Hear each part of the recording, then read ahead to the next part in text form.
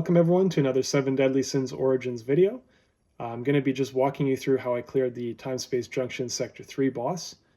This is a super frustrating boss, just like all these bosses on Timespace. Honestly, they're just so frustrating, but I'll show you what kind of gear I was running, my team comp, and hopefully you can make it through it. I did this fight many times before I got it, and I managed to clear it at just over 4 minutes with 2 stars.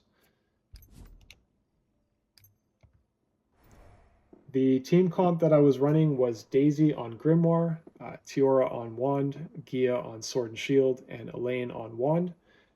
This is a kind of unconventional team, but I will show you how it works. You can run several different types of DPS characters to clear this. So you can either use Elaine on Wand, you can use Clotho on Staff, or you can use Drake on Greatsword. But what you're going to want to do is focus on either a lightning or a wind DPS character, because that is what the bosses are weak to. So just to preview the gear here, starting with Daisy. Okay, Daisy is using the Black Flame Wings Grimoire at 0 limit break, level 50.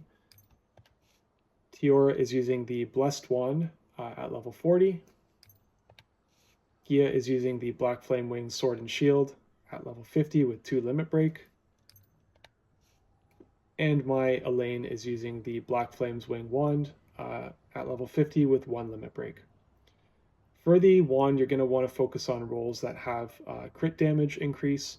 I wasn't able to get it on this wand with the few rolls that I did, but I did manage to get a pretty juicy wind damage increase and a crit chance bonus with magic charging efficiency, so I was pretty happy with that.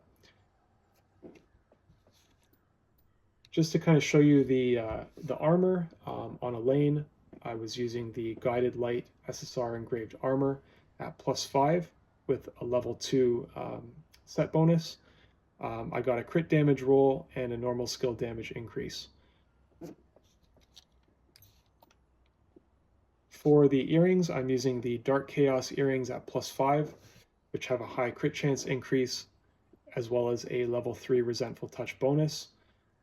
And then in addition to that, I'm running a 2-piece Mad Miner set, which has +15% crit damage. And the ring is really great because you do get a little extra bonus on your crit damage as well.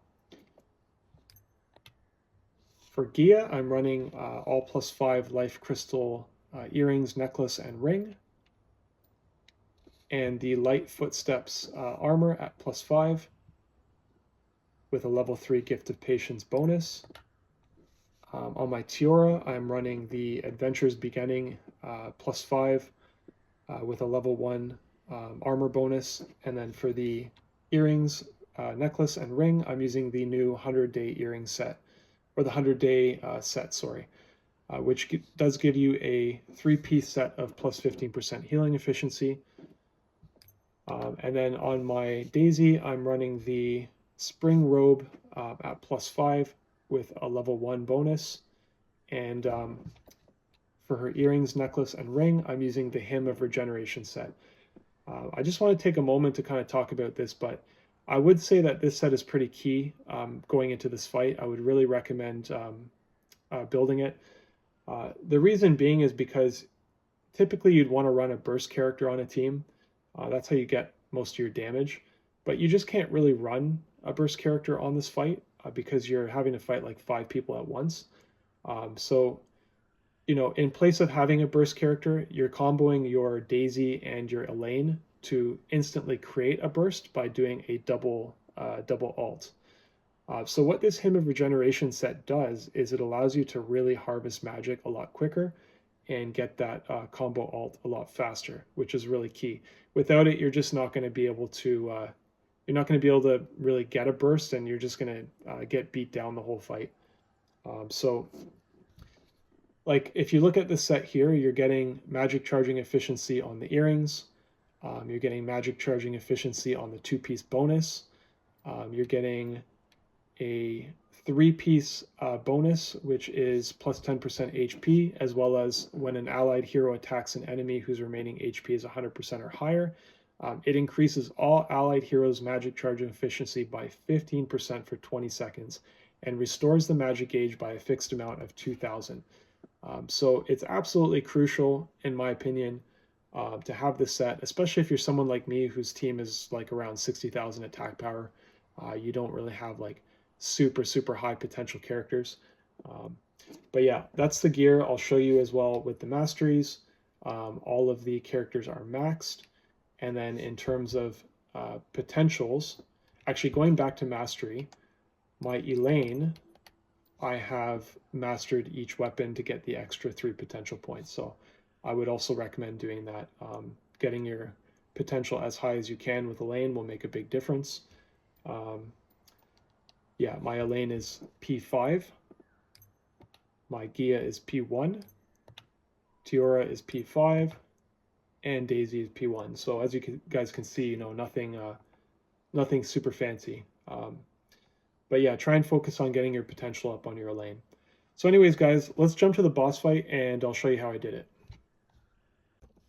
All right, so let's just jump right into it. So I'm starting out with Tiora, just putting down my defense increase, switch to Gia, throw my shield, and then grab Daisy and just pick a spot on the edge of the map and throw your flowers down and your buffs. Try and get the first hit in because that's what's going to activate that extra magic charging efficiency boost on your Hymn of Regeneration. You're going to want to stay on the edge of the map because it just keeps these guys clustered together, which is really important. And just kind of, dodge the attacks, keep your buffs up. And what you're trying to do here is lock on to Frieza, who's the pink character. If you're on PS5, you can do this by pressing the right analog stick down. You can also continue to press the right analog stick to toggle between the characters that you lock on. Alright, and what I'm trying to do here is build up to 5 magic points, which is what you'll need for the double ult with Daisy and Elaine. Okay, Frieza goes blue there. You can stun her if you tag someone in, but not really necessary because once you throw down this double ult, you're going to stun all of them. And you're just going to start throwing your shurikens at Frieza, which if you're locked onto her, will focus her.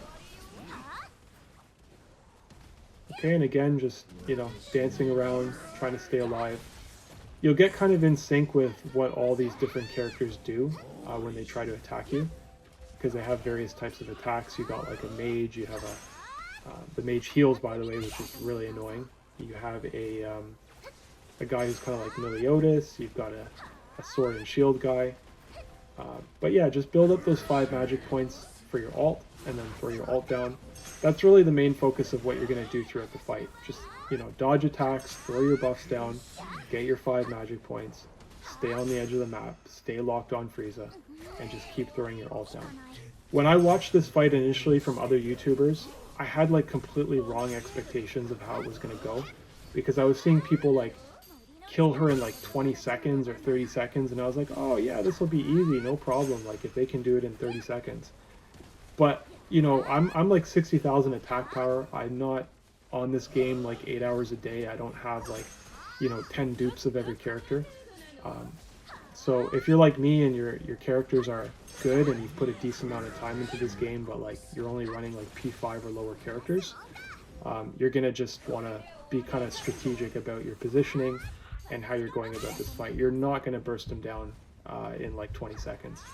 So yeah, just keep getting those 5 magic points, keep throwing your double ult, and as you can see here, like it hits all of them at once, so you kind of DPS them all evenly and pretty much kill them almost all at the same time.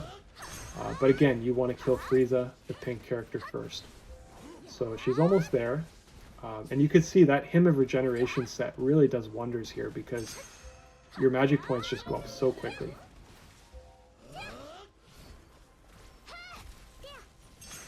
Okay, I've almost got her. This is what I'm saying in my mind. Yes, I'm gonna beat it. I'm gonna beat it. And that last double ult does the trick.